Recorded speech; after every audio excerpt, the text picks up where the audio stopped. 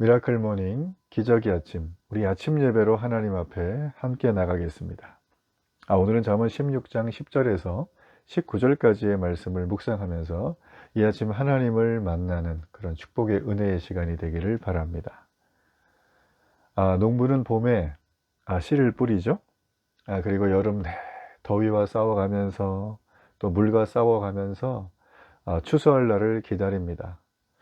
매일같이 논두렁을 다니고 밭길로 다니면서 지금 내가 심어놓은 농작물이 지금 상태가 어떤가, 하루도 빠짐없이 농부는 마치 갓난 아기를 다루듯이, 이제 막 어린이집에 들어간 아이를 다루듯이, 이제 막 초등학교에 입학한 아이를 다루듯이, 이제 막 청년이 되어서 사회에 나간 자녀를 다루듯이, 이 농부는 농작물의 내용은 달라도 그 농작물, 본인이 씨를 뿌리고 사랑을 주고 마음을 주고 있는 거기에 정말 자식처럼 여기면서 그들을 돌보는 걸 볼 수가 있습니다. 여러분, 그런데 농부에게 큰 시련이 다가오죠. 1년에 몇 차례씩. 그 시련이란 무엇일까요? 예, 외부적인 시련이 있겠죠.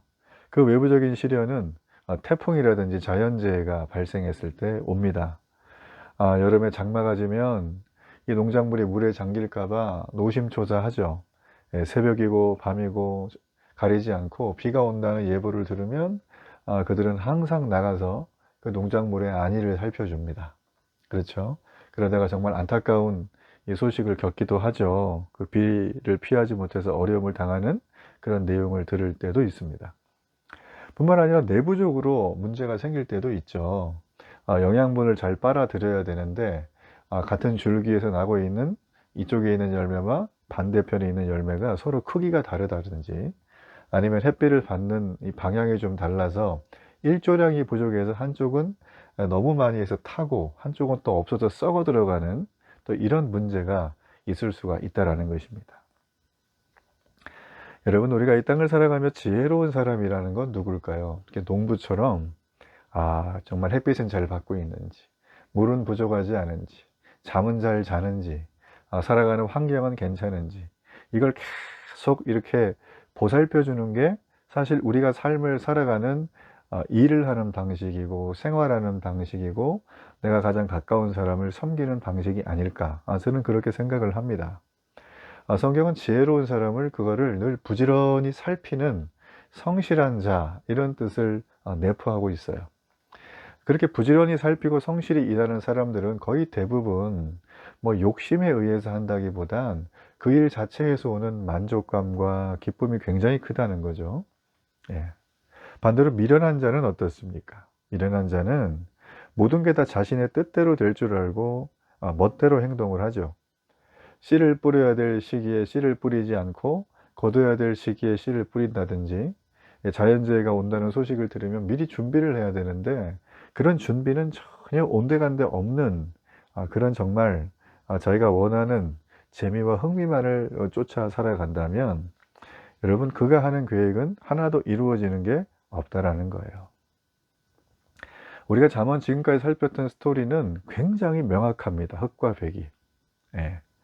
기본적으로 성실함을 가지고 부지런히 어떤 부분에 최선을 다하면 일정한 사람들보다 조금 더 괜찮은, 아니면 조금 훨씬 더 많은 어떤 소유물이나 본인이 원하는 것들을 이루어낼 수가 있습니다. 여러분, 그렇지만 잠언은 거기까지 말하진 않습니다. 우리가 16장에는 사실 어제도 살폈지만 정말 한 절 한 절이 정말 주옥 같은 말씀이 너무 많거든요. 그래서 이 말씀을 가지고 뭐 같은 맥락에 있는 뭐 재물이나 아니면 인생에 대한 플랜이나 아니면 뭐 그 우리의 어떤 혀라든지, 온전한 혀, 뭐 이런 걸 가지고 얘기를 쭉 할 수 있는 것들이 굉장히 많은데, 사실 오늘은 제가 여러분과 나누고 싶은 부분은 일의 결과가 여호와께 달려 있다고 했던, 어제 그 읽었던, 우리가 묵상했던 그 말씀 있죠? 그 말씀에 이어서 말을 좀 하고 싶습니다. 자, 그 말씀에 이어서 오늘 우리가 봐야 될 부분은 먼저 10절과 15절에 나와 있는 부분이에요. 자, 10절과 15절. 자, 10절 말씀 제가 한번 읽어보겠습니다. 하나님의 말씀이 왕의 입술에 입은즉 재판할 때에 그의 입이 그르치지 아니하리라. 그 11절에 보면 이어지는 거예요. 공평한 저울은 접시 저울은 여호와의 것이다. 그죠? 주머니 속의 저울추도 다 그가 지으신 것이다. 여러분 여기 지금 우리가 읽고 있는 이 부분은 왕 앞에 정직하며 그렇게 행해야 된다는 것을 우리에게 보여줍니다. 그리고 이어지는 부분이 16절과 19절의 부분인데 우리 16절의 부분을 한번 잠깐 볼까요? 자, 우리 16절의 부분을 함께 한번 좀 읽어보겠습니다. 지혜를 얻는 것이 금을 얻는 것보다 얼마나 나은고 명철을 얻는 것이 은을 얻는 것보다 더욱 나으니라. 그러면서 18절에 이런 말이 있죠. 교만은 패망의 선봉이요 거만한 마음은 넘어짐의 앞잡이이니라. 여러분 이 부분의 말은 무엇일까요? 정말 지혜는 겸손한 것인데 겸손하려면 내가 겸손할래 이렇게 하면서 돛 닦는 겸손이 아니라 한마디로 말해서 악을 떠나는 거예요. 예. 여기서 말하는 악은 무엇일까요? 바로 거만한 마음, 교만을 말합니다. 교만. 예. 이 교만에 대한 부분입니다. 그래서 오늘 우리가 읽었던 이 말씀은 사실 1절부터 19절까지 하나의 맥으로 쭉 이어집니다. 예.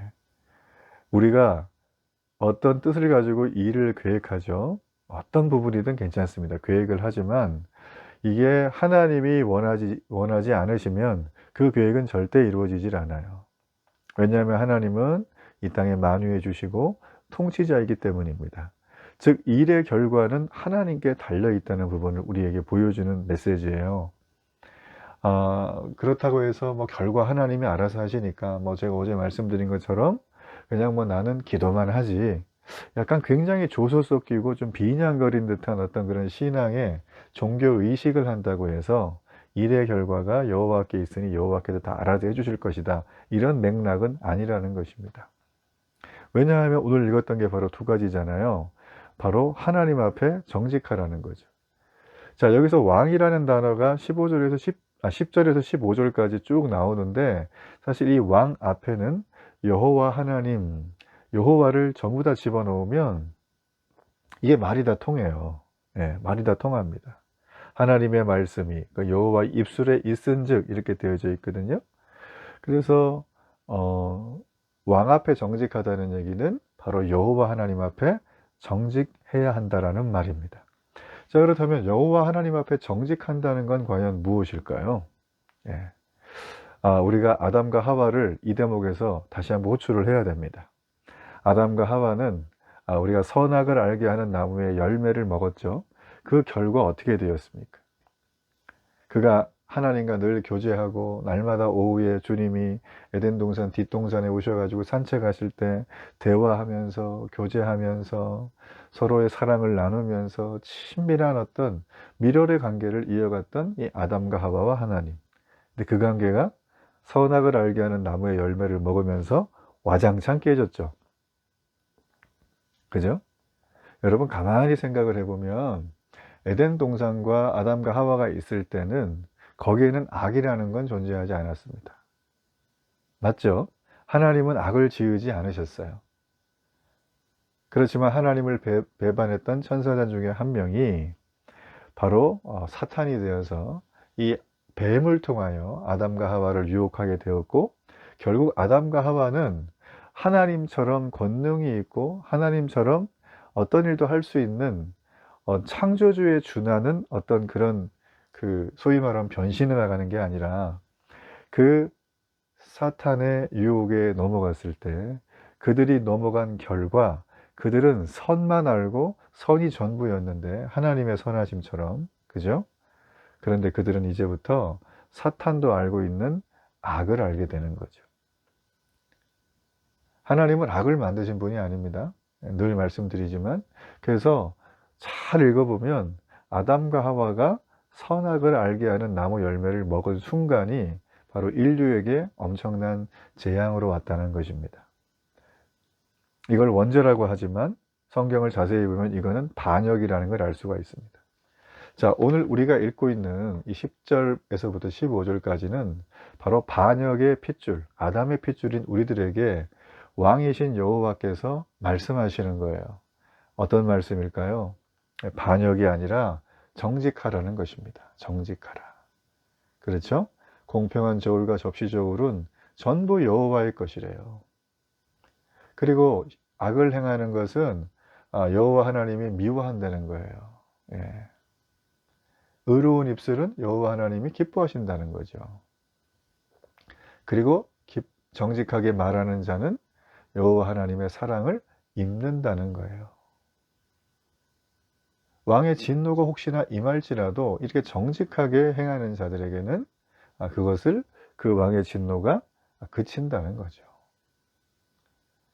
그러니까 여러분, 이 나와 있는 이 정직에 대한 부분이 우리가 그냥 성실하게 거짓말 안 하고 남의 것을 훔치지 않고 굉장히 도덕적으로 탁월한 어떤 그분의 덕성이라고 할 수가 있습니다. 여러분, 그렇지만 주님은 말씀하시는 거죠. 왕 앞에 정직하라는 거예요.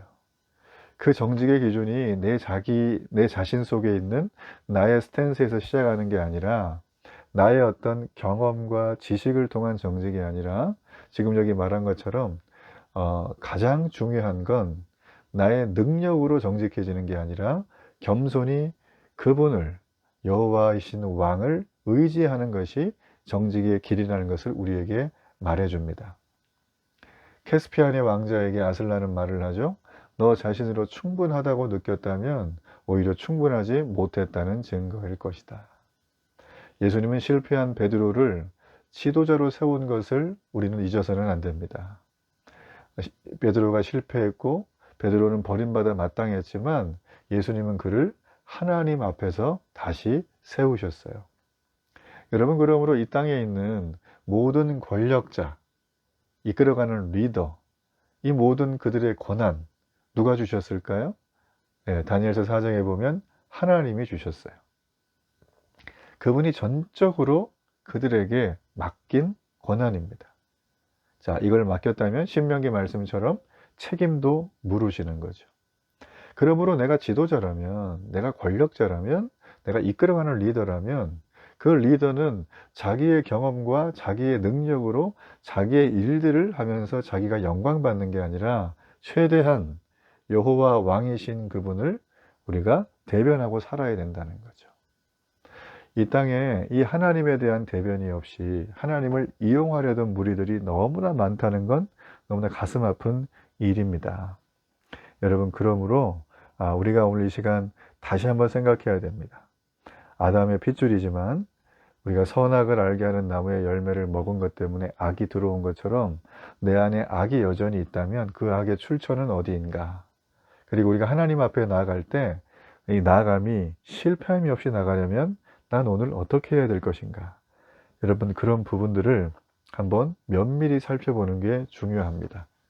여러분이 오늘도 회사에 나가서 일을 하실 때 중간 관리자로서의 리더, 아니면 맨 밑에 팔로우, 아니면 내가 사장님이 될 수도 있고 CEO가 될 수도 있고 오너가 될 수도 있겠죠.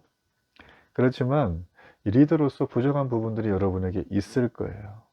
그럴 때 나는 지금 나 자신의 능력으로 리더 일을 하고 있는가, 아니면 겸손히 그분을 의지하는 리더의 삶을 살고 있는가. 겸손히 그분을 의지하며 그분을 높이는 삶, 그분을 알려주는 삶을 사는지 다시 한번 점검해 볼 필요가 있습니다. 자, 우리가 또 하나 살펴야 될 부분은 뭐냐면 바로 우리는 말씀드린 것처럼 일의 결과는 여호와께 달려있기 때문에 우리는 지혜로운 자가 되어야 됩니다. 어떤 지혜로운 자인가요? 겸손하게 지혜로운 자. 자, 겸손하게 지혜로운 자가 되려면 어떻게 해야 될까요? 말 그대로 악을 떠나는 것입니다. 악을 떠난다는 건 오늘 말씀에서 우리 16절에서 19절까지 교만을 떠나라는 것입니다. 거만한 마음. 잘 보세요. 자, 19절에 보면 겸손한 자와 함께하여 마음을 낮추는 것이, 여러분, 이게 바로 악을 떠나는 거죠. 근데 악한 모습은 어떤 건가요? 교만한 자와 함께 탈취물을 나누는 것이다, 이런 것입니다. 자, 뉘앙스 자체가 우리는 벌써 느낌이 오죠.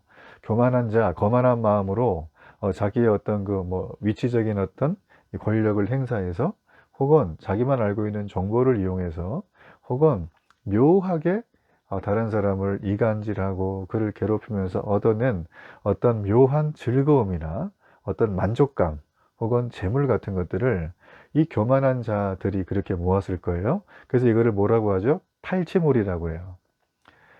여러분, 그렇기 때문에 정말 하나님 앞에 일의 계획은, 일의 결과는 여호와께 달려 있습니다. 이런 고백을 하는 사람들은 교만한 자의 탈취물에 마음을 두지 않습니다. 현대사회는 이 교만한 자들의 탈취물이 너무나 그냥 뭐 공공연하게 우리들에게 다 읽혀지고 있는 것들이죠. 제가 최근에 읽었던 어느 한 기사에는 요즘에 그 대기업 총수들, 그리고 그의 뭐 2세, 3세들에 대한 여러 가지 어떤 그 호감도 조사를 연령별로 한번 한 걸 본 적이 있습니다. 예전에는 뭐 우리가 대기업에 관련되어 있는 그런 인물들이나 가문에 대해서 좀 부정적인 여론이 많았었던 것 같아요. 예. 뭐 그도 그럴 것이, 그들이 뭐 이렇게 경제개발 하는 와중에 고속성장의 신화를 쓰면서 이익을 당당한 것도 있지만, 어떤 정권과 유착하고 또 어떤 뭐 결혼이라든지 어떤 뭐 혈연이나 지연이나 이런 여러 가지 것들을 이용해서 그들이 이권을 챙겨왔다는 것을 사실 대한민국 국민이면 어느 정도 인정하는 부분이죠. 네. 이게 시대적 당위성이라 그러면서 우리가 옳고 그름을 뒤로 하고 이거는 시대가 필요했기 때문에 한다. 저는 또 그렇게 보지는 않습니다. 아무리 시대가 필요했다고 하더라도 거만하고 자만한 마음으로 그렇게 간다는 것은 여러분 모두가 다 패망하는, 넘어지는 그런 지름길이 될 수밖에 없다라는 거죠. 이 패망에 해당하는 18절의 말씀은 원어에 보면 부러뜨리고 꺾는다는 의미가 있어요. 예언서와 시가서의 구약의 말씀에 보면 정말 여러 곳에서 하나님은 악한 백성을 부수고 꺾으셔서 교만을 징계합니다. 여러분, 이 경고를 우리가 무시하면 안 돼요. 하나님이 주시는 이 경고를 듣는 마음이 어떤 마음이요? 마음을 낮추고 지혜로운 자의 마음이라는 거예요. 이게 겸손한 자의 마음이라는 것입니다. 그래서 이런 겸손한 자들은 어떻게 되냐면 17절에 정직한 사람의 대로라는 거죠. 그러면 이 사람은 자기의 영혼을 지킬 수 있는 자가 된다라는 거예요. 물론 여러분, 물론 어떤 이 대한민국의 발전에 있어서 그들의 수많은 어떤 공로는 객관적으로 우리가 치하할 수 있는 건 치하해야 되겠지만, 그릇된 방식으로 그들의 지금의 위치를 닦았다면 여러분, 이거는 거기에 대한 합당한, 그죠? 합당한 사죄와 또 합당한 이 나라에 환원하는, 사회적 환원하는 어떤 좀 대승적인 결단이 좀 필요하지 않겠는가. 말이 좀 어렵지만 아무튼 간에 그런 일들이 도모되는 게 너무나 좋다는 생각을 합니다. 제가 봤다는 그 기사의 핵심은, 예전에는 그렇게 좀 약간 이 부정한 축제에 대해서 다 알지만 뭐 반신반의하면서 지나왔다면, 또 약간 좀 부정적인 이미지를 가졌다면, 지금의 젊은 친구들은 MZ세들 같은 경우에는 오히려 대기업 총수와 그의 재벌들, 그의 사람들에 대해서 굉장히 호의적인 마음을 갖고 있다는 거예요. 그 예전하고 굉장히 좀 달라졌죠. 그러니까 저는 MZ세대 친구들이 굉장히 똑똑하다고 생각합니다. 그리고 지식이 많고 좀 총명하다고 저는 생각해요. 그들이 우리가 아는 것처럼 게임 중독에 빠지고, 애들이 그냥 이렇게 약간 시체놀이 하면서 그냥 누워만 있고, 의욕도 없고, 동기부여도 안 되고, 그냥 눈은 다 동태같이 나가 있고, 이런 얘기들을 사실 언론에서 보여주니까 다 그런 것처럼 보이지만, 여러분, 대부분의 아이들은 그렇지 않습니다. 어른들의 잘못으로 인해서 이 아이들이 왜 공부를 해야 되는지도 모른 채 공부를 하고, 영어를 배워야 될 이유도 모른 채 영어 학원에 떠밀려서 가고, 그뿐만 아니라 이 아이들은 계속 12년 내내 무한 경쟁에 시달리다가 결국 대학도 본인이 선택하는 게 아니라 돈을 잘 벌기 위한, 그 돈은 자기 자신만의 행복을 위한 수단으로 그렇게 경제관념을 배우고 이 아이들은 큰다는 거예요. 이게 누구 잘못입니까? 부모의 잘못인가요? 부모를 포함한 모든 기성세대들의 잘못이라고 할 수 있어요. 여러분, 바로 이런 마음이 교만한 마음이요, 거만한 마음입니다. 18절은 말하죠. 패망의 선봉이래요. 그냥 넘어지는 거예요. 이거는 하나님이 악한 백성을 부수고 꺾으신다고 하는 전형적인 유형의 패턴이라는 것입니다. 여러분, 그러므로 지금 제가 쭉 이렇게 말씀드린 것처럼 하나님의 말씀을 들었다면 순종하는 게 지혜입니다. 예. 그런 면에서 내가 지금 얼마나 지혜로운 사람인지, 아니면 엉뚱한 일을 붙들고 고집스럽게 붙들고 하나님 말씀이 이게 틀린 거 아니냐 고민 맨날 하고, 그죠? 예. 여러분이 고민하시는 거 있죠? 제가 자주 말씀드리지만 이미 수천 년 교회 역사에서 다 정리가 끝났어요. 예. 그때는 인쇄술이 발달이 별로 안 돼 가지고 많은 분들이 책을 못 봤지만 지금은 너무 책이 많습니다. 예. 책 한 권 사는데 얼마 하지도 않거든요. 여러분이 궁금한 주제가 있다면 저한테 물어보세요. 제가 그 궁금한 주제, 뭐 교만, 마음, 지혜, 뭐 선악과 사건, 뭐 여러 가지 뭐 문화적인 이유들, 왜 여호수아 시대에는 하나님이 가나안 땅, 그래도 그 사람도 살만한 사람들인데 왜 아이들도 죽이고 가축도 죽이고 다 진멸하라고 하셨냐, 하나님은 살인자시냐, 뭐 이런 질문들이 있잖아요, 그죠? 그 여러분 고민해봐야 답이 안 나옵니다. 목회자인 저한테 물어보세요. 아니면 제가 좋은 책을 소개해 드릴 테니까 그 책을 한번 읽어보세요. 한 300페이지 될 텐데 한 달 걸리겠죠? 그러니까 여러분, 우리가 사실은 하고 있는 이 모든 것들은, 그러니까 우리가 고집스럽게 붙들고 있는 게 굉장히 많아요. 그렇지만 우리가 하나님의 말씀을 가까이 하고 그분과 친밀하게 소통을 하게 되어지면 나의 고집스러움이 만천하에 보이기 시작을 합니다. 저는 오히려 과학 문명이 발달할수록 인간은 하나님을 더욱 잘 발견할 수 있다고 생각해요. 근데 오늘날 과학 문명은 오히려 하나님 대신에 인간 자신을 더 위대하고 대단한 존재로, 진보를 계속 하게 되면 인류는 유토피아가 올 것이다. 아니죠. 진보의 그림자가 훨씬 더 크게 드리우고 있다는 사실입니다. 엄청난 양극화가 지금 전 세계에 임하고 있잖아요. 그죠? 그래서 전쟁까지 일어나는 거 여러분 보고 계시지 않습니까?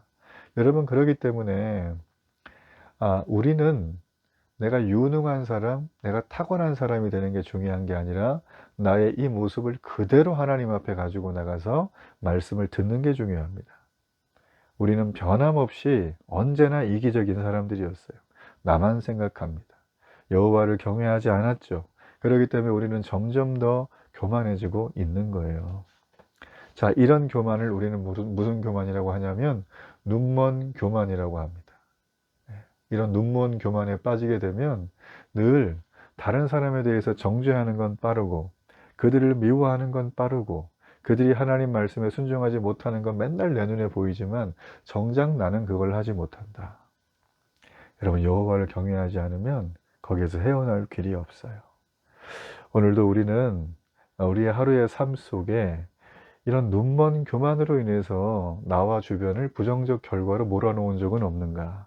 우리가 다시 한번 그것을 충실히 살펴야 됩니다. 주님은 늘 말씀하셨어요. 주님은 고아와 과부와 약자, 이 압제당하는 그런 사람들의 내가 하나님이 되겠다라고 말씀을 하셨습니다. 왜 주님은 그런 말씀을 하셨을까요? 하나님은 이미 한 분이시지만 삼위일체의 세 인격체로 그분이 그 삼위일체 속에서 영원토록 서로 사랑하셨고 서로 영화롭게 하시고 서로 아름다운 정말 질서정연한 서로의 소통과 함께함이 있었어요. 여러분, 이거를 사랑의 타자 지향성이라고 합니다. 좀 어려운 말로. 이게 요즘에 인문학으로 들어오면서 굉장히 많이 왜곡되긴 했지만 원래 이거는 하나님이 삼위일체적으로 함께했던 거예요. 그러므로 우리가 남을 섬기지도 않고 또 남이 한 공로에 대해서 치하하지도 않고 오직 내 영광, 내 인정, 나만의 것을 탐하는 사람은 바로 기본적으로 우주의 순리를 거스르는 거죠. 여러분, 이게 교만한 겁니다. 자, 우주의 순리를 거스르기 때문에 우리는 어떻게 될까요? 당연히 패망을 낳는 거예요. 예수님께서는 이 땅에 오셔서 친히 섬기시는 삶으로 자신의 목숨까지 내어주셨죠. 이거는 우주의 원리이기도 하고 하나님의 속성이기도 합니다. 교만한 자는 어떨까요? 이 바로 예수님의 섬기는 삶과 우리와 함께하는 이 하나님의 속성을 정면으로 부닥치면서 문제가 되는 삶이라는 거예요. 주님은 우리에게 말씀하십니다. 압제당하는 자들, 그 약자들에 대해서 같이 마음을 하면서 그 마음을 가지고 그들과 함께 동화하며 나가면 좋겠다. 여러분, 교만한 자를 미워하신 하나님에 대해서 그냥 대충 넘겨서는 안 됩니다. 우리의 삶 속에 교만은 언제나 그림자로 와 있어요. 여러분, 그러나 겸손히 말씀을 따르는 자는 일의 결과가 여호와께 달려있음을 인정하는 자이고, 그런 자들은 하나님께서 만유의 주로 가셔서 그의 삶을 놀라운 축복의 땅으로 이끌어 가십니다. 자, 오늘도 그런 놀라운 은혜가 여러분에게 넘쳐나길 간절히 바랍니다. 우리 결단의 기도를 하나님 앞에 드리겠습니다. 살아계신 아버지 하나님, 정말 은혜를 감사합니다. 우리가 지난 3000년 전 쓰였던 이 잠언에 전하는 원리를 가만히 바라보면서 그때나 지금이나 여전히 우리에게 꼭 필요한 말씀임을 우리는 믿음으로 받아들입니다. 인간이 대단한 존재라고 자부하고 그 인간의 대단함을 높이, 그 위대함을 높이 세우는 지금 이 시대 속에 오직 하나님의 말씀을 듣고 순종함이 지혜임을 믿습니다. 오늘도 그 지혜이신 그리스도와 함께 말씀 앞에서 일의 결과는 여호와께 있고 하나님 앞에 정직하고 악을 떠나는 것이 지혜임을 기억하고, 오늘도 하나님 그러한 삶을 온전히 살아갈 수 있도록 은혜와 주의 축복을 주옵소서. 감사를 드리며 예수님의 이름으로 기도합니다. 아멘.